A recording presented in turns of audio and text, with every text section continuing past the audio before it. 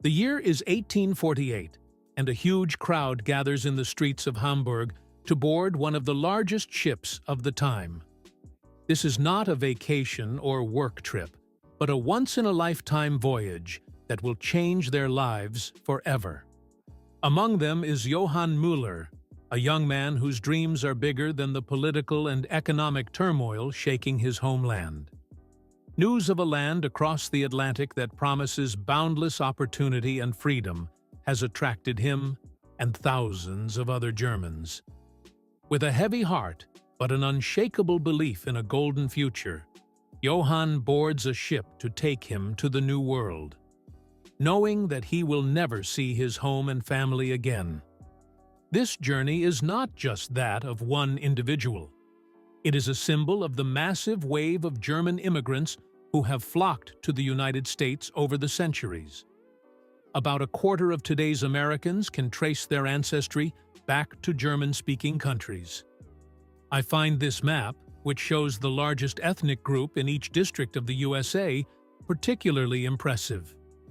We can clearly see here how the Germans dominate the country, especially the Midwest and the northern states, but also large parts of Florida, Texas, and California. This is because U.S. Americans with German roots are still the largest ethnic group in the country, well ahead of the Irish and English. But why did so many Germans decide to live in the USA, of all places? What challenges did they have to overcome? How did they change American history? And how do they still shape the country's politics, economy, and society today? We take a look at all these exciting questions in today's video. Have fun! First, let's take a look at the most significant waves of German immigrants to the USA.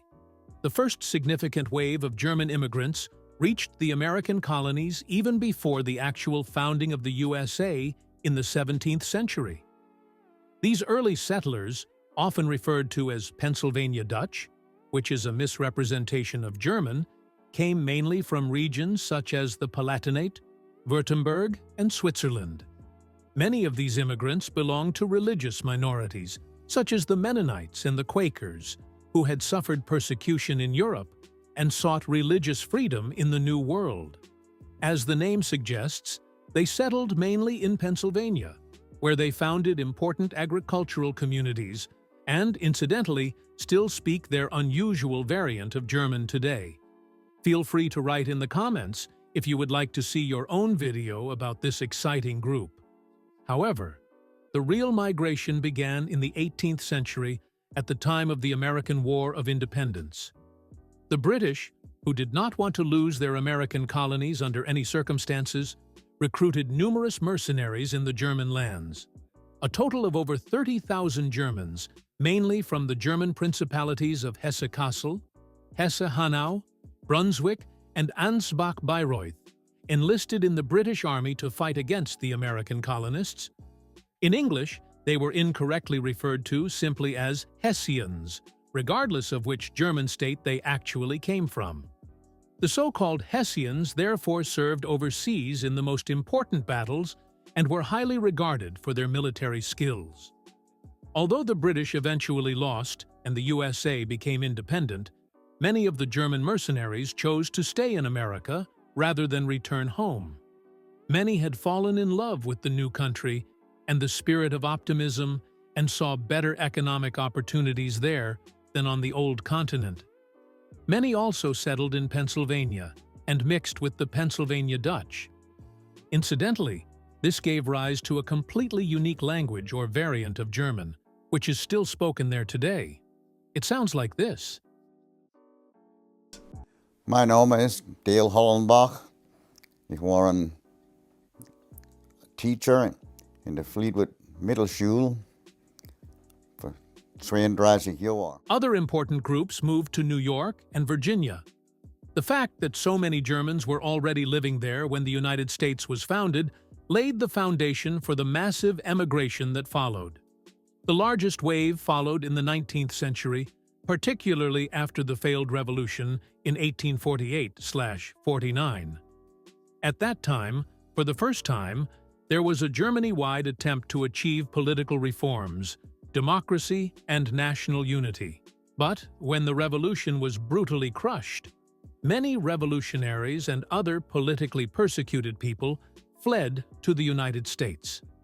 These immigrants, often called 48ers, were well-educated and politically active. They brought with them liberal ideas and a strong desire for social justice. In addition to the politically persecuted, many Germans also came to the USA due to economic hardship. Industrialization and the accompanying changes in agriculture led to unemployment and poverty in Germany. America offered these people the opportunity to start a new life and find economic security. The beginning of the American dream. Within a few decades, several million Germans emigrated overseas. Several times a week, huge ships carrying several thousand people set sail from the port of Hamburg. Most German emigrants at this time settled in the Midwest, especially in states such as Wisconsin, Missouri, Illinois, and Ohio. It was only during the First World War and in the years that followed that German immigration briefly declined due to political tensions and anti-German sentiment in the USA.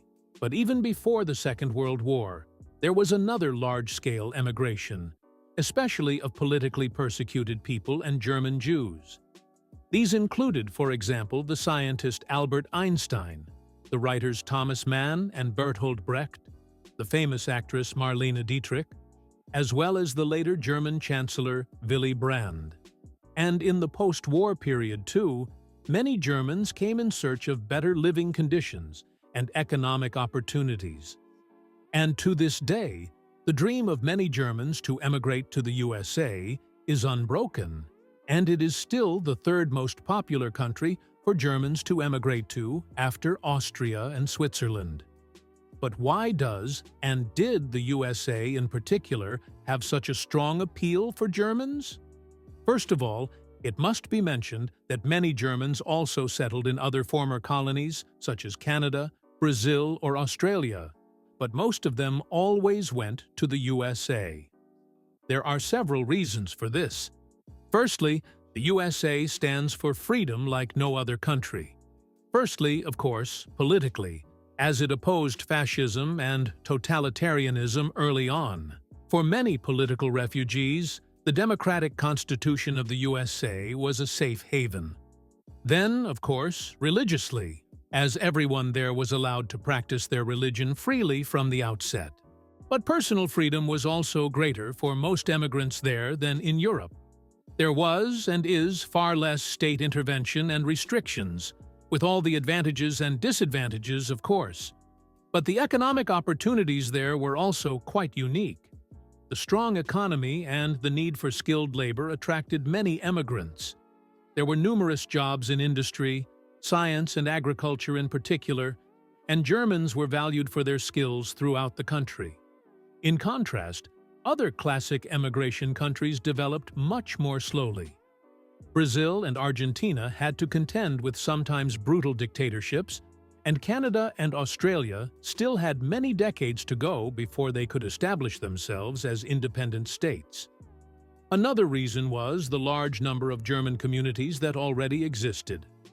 The fact that there were already German communities in all major U.S. cities, and that they even made up the majority in many regions, made it much easier for many to emigrate. As a result, the Germans ultimately shaped the USA like hardly any other people. German immigrants brought with them advanced craftsmanship and techniques that contributed to the development of various industries. The settlers played a key role in the development of agriculture, especially in the Midwest. Many German immigrants founded successful companies that are among the largest and best known in the USA today, such as Pfizer, one of the largest pharmaceutical companies in the world, Levi Strauss, the inventor of jeans, and Anheuser-Busch, which with Budweiser is probably the best-known brewery in the country. There are also numerous German scientists, such as Albert Einstein and Wernher von Braun, and several American presidents also had German roots.